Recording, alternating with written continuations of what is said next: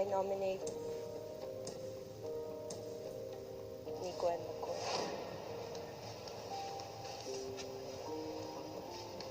I give 2 points to this person because I felt like this person didn't do well with accepting different ideas. It was hard to talk to this person. That's why I give 2 points to Tanner.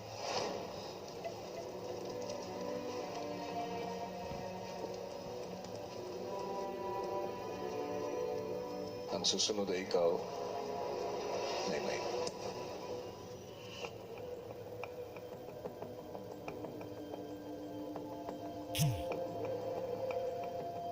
Binibigyan ko po ng 1 puntos tong taong to dahil minsan yung bad words niya, minsan hindi na po siya maganda pakinggan.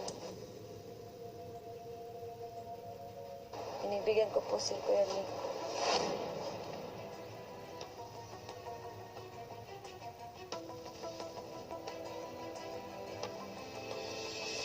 Binibigyan ko po ng 2 puntos tong taong to dahil sa nakaraang task po, hindi po niya pinapakinggan yung ibang ideas po ng iba. Binibigyan ko po ng 2 puntos si ate ko. Sige, Laura.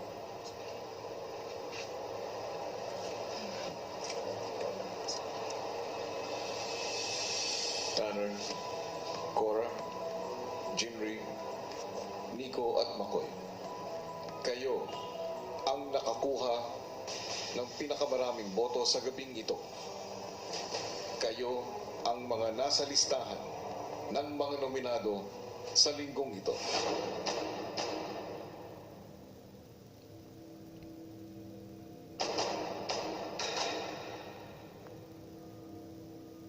Hello Philippines and hello world. Sina Cora, Jinri, McCoy at Nico and Tanner na nga ang mga nominado sa linggong ito at simulan na natin ang pagliligtas sa pinakakarapat dapat dahil at this point, voting is now officially open.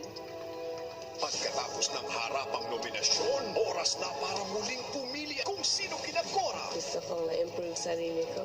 Hashtags Nico and McCoy. May dapat pa kami improve. Lahat ng pinapakita ko, yun talaga ako. Jinri I'm gonna fight harder this time. at Tanner. I don't want to change because of what they think. Ang karapat dapat na manatili sa bahay ni Kuya. Text BB space name of housemate and send to 2366. 1 vote per sim per day. Pinoy Big Brother sa ating ABS-CBN. Itodo niyo na po ang pagboto dahil ang housemates na makakakuha ng pinakamababang boto sa pagtatapos ng linggo ay lalabas na ng bahay ni Kuya at wala nang pagkakataon pa na makarating sa ating big night.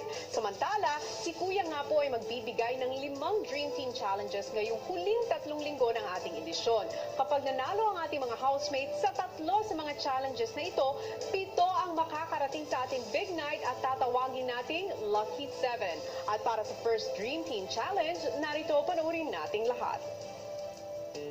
Pagkatapos ng harapang nominasyon, kapansin-pansin na naging apektado ang lahat.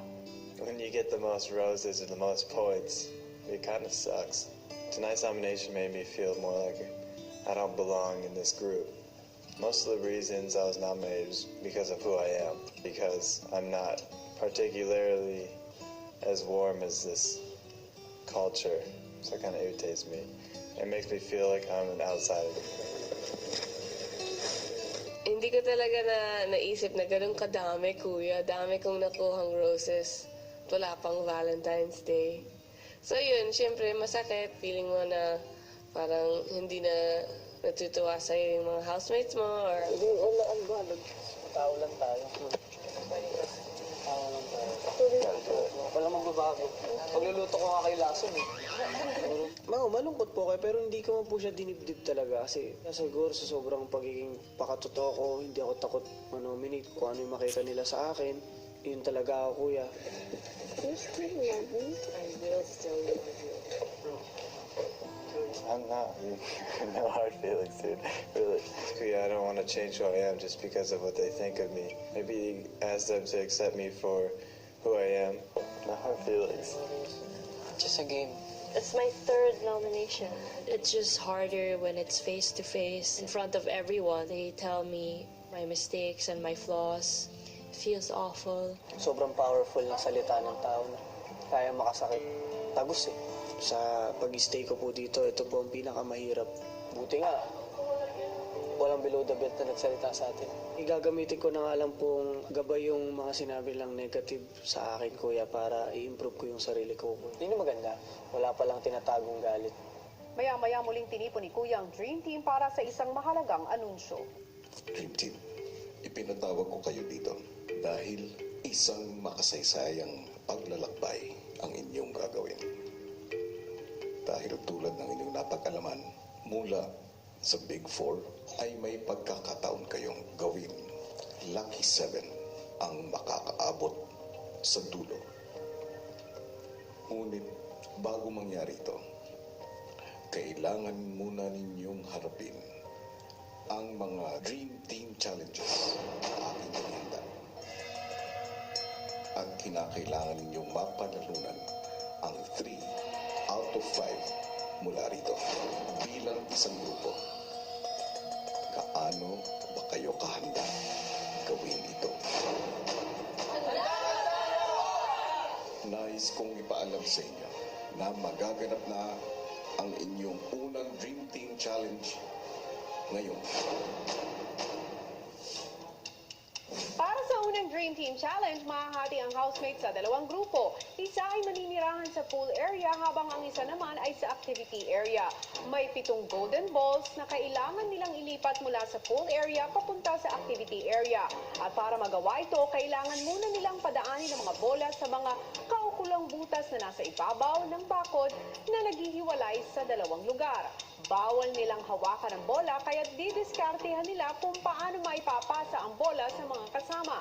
At meron lamang silang 3 araw o 72 hours para mapagtagumpayan ang hamong ito. Bibigyan ko lamang kayo ng 1 oras para magplano, maghati-hati at kunin nyo na ang lahat ng kakailanganin para sa task.